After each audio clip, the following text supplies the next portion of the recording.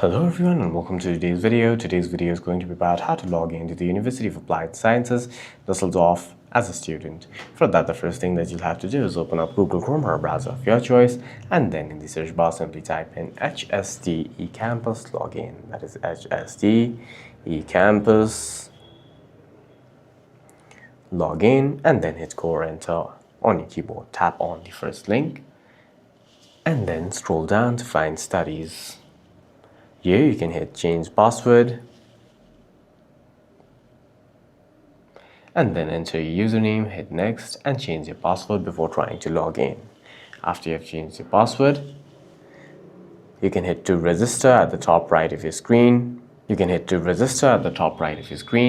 Here you can enter your application ID along with your password, or you can tap on SSD account to log in with your SSD account.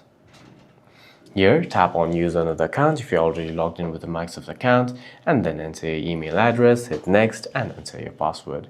For any further questions, please feel free to leave a comment down below.